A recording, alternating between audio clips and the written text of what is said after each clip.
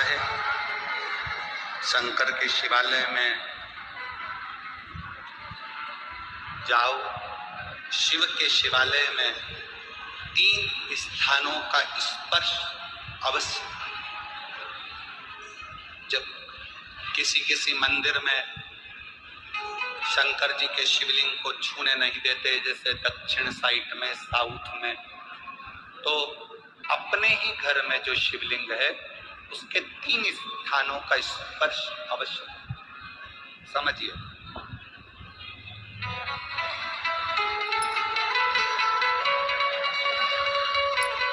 पहला शंकर भगवान के जहां से जल बहता है उस स्थान, ये जलाधारी है, जल बहता है, ये शिवलिंग है।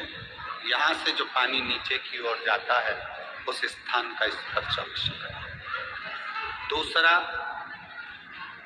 शिवलिंग का जो गोल भाग है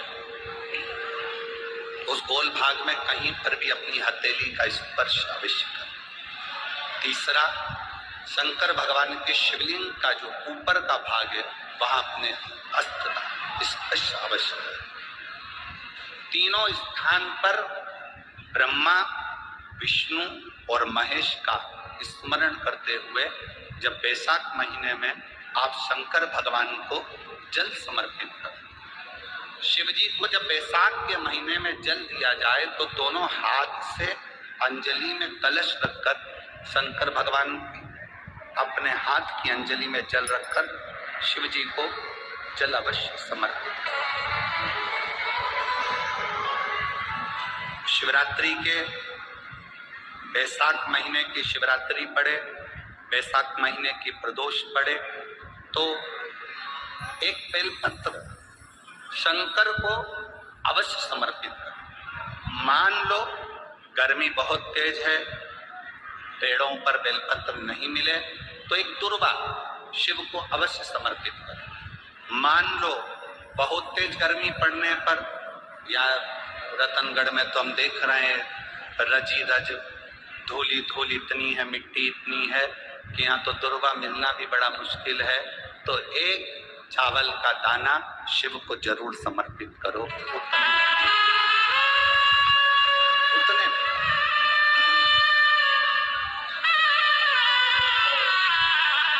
और बैसाख महीने में सबसे ज्यादा जरूरी है, जो सबसे ज्यादा जरूरी है बैसाख महीने में, वो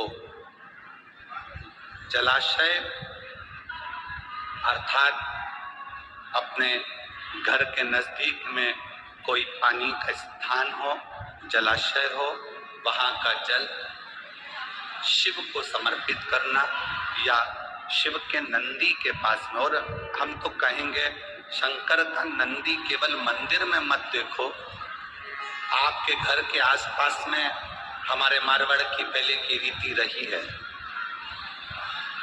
राजस्थान में बहुत सालों पहले, जब लगभग 19 से 20 साल पहले हम फलोदी में आए, 20 साल पहले, और 20 साल पहले जब हम फलोदी में आए थे राजस्थान में, तो हमने उस फलोदी राजस्थान में देखा था कि प्रत्येक घर के बाहर पत्थर का एक छोटा सा कुंडा जैसा होता।